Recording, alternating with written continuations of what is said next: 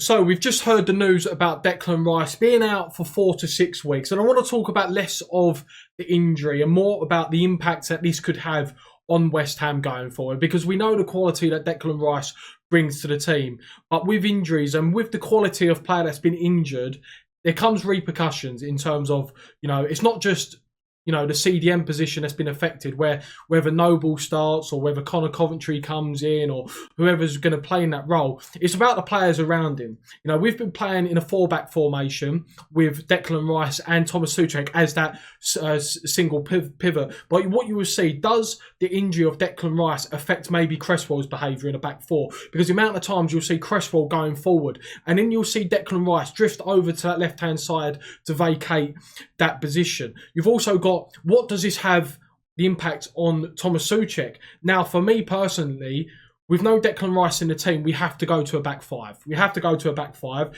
because without him, I don't think we are good enough to play like defensively. We're not defensively astute in a back four, I'd imagine, without him in that double pivot role along with Thomas Soucek. But that's also going to have an impact on Thomas Soucek. For me, Thomas Soucek now has to be that holder. He has to be that holder and try and do Declan Rice's job as best as he can in terms of going from left to right, sweeping up balls to try and break down attacks. Now, that will have an impact of him going forward. The only way he's probably going to score goals is from set pieces and corners. When he's not going to be able to make those big darting runs from CDM, and have Rice behind him tracking the space and vacating the space that he leaves behind. So it's going to have a negative impact on us going forward as well as defensively. Now, what would I personally do? As I said, I'd go to a back five, but for me, Thomas Soucek has to be the one now that's going to be holding because, out of our defensive midfielders, he's the best one in terms of, because of his long limbs,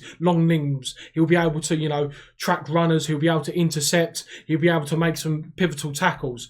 But who starts alongside him? Now, obviously, you got Mark Noble, experience. The kind of player Mark Noble is, would I play him, as a CDM? I don't think we should play him as a CDM or a centre midfielder. Now, the man that I would play as a centre midfielder or CDM is Pablo Fornals. Now, Pablo Fornals would offer us a little bit more mobility than what Mark Noble does. Of course, he's got that stamina, he's got the legs, he does a tremendous job on the wing in terms of his work rate, and that work rate in midfield and the ability to be able to run around the pitch is going to be pivotal. But his role will also change because while Soucek will be the holding, Pablo Fornals will be that guy that links up the play between the midfield and the attack, and that's what Thomas Soucek's job was. He's the one that runs from deep to link up attacks, to sort of join in with attacks when we go forward. And in Declan Rice is the covering. Now the roles are going to have to be reversed. Soucek is the one now who's going to have to be a little bit more cautious going forward, while still having the ability to go forward and try and pick his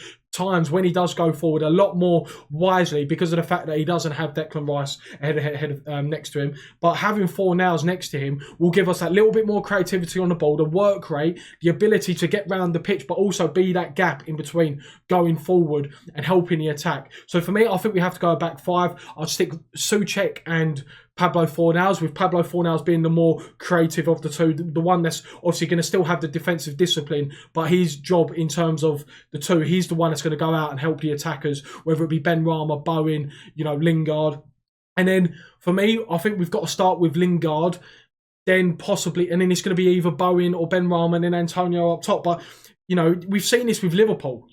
It's not, you don't just lose a player. Like when Liverpool lost Van Dijk, it has repercussions on everywhere around the pitch, because when you've got such a key player that's injured, who's a spine of the team, players around him that give them license to be more creative, they're a little bit more cautious because they know they don't have the player behind them who's able to maybe cover the ground that that you've lost. So it's a huge injury. It does, I liken it to the fact that Liverpool losing Van Dijk.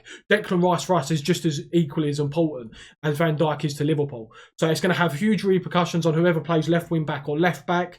The job that the CDMs do, the players in front of them. If we decide to play a four at the back, and go that way, the centre attacking midfielder might have to be even more defensive, whoever that may be. But it's devastating news. Obviously, hopefully he'll be back You know, they say 4 to 6 weeks, but he hasn't had an injury, so it's going to be interesting to see how long it takes. But hopefully he gets well soon. It's just awful. It's come at a pivotal point in our season. The next 4 games are huge because with Declan Rice in the team, you can look at Leicester and Chelsea and think, you know what, if we nick a win here or we get a point there at home against Chelsea, without Declan Rice, you're thinking, realistically, we just avoid defeat, really. We just got to avoid defeat. But we got Wolves away tonight. Hopefully we can do the business. But yeah, guys, sorry, apologies for the lack of videos. My internet's been terrible, but thankfully I think I've sorted it now. So yeah, I'm back. Hope you enjoyed the video as much as you can. It's not the greatest news, and I'll catch you next video. See you later, guys.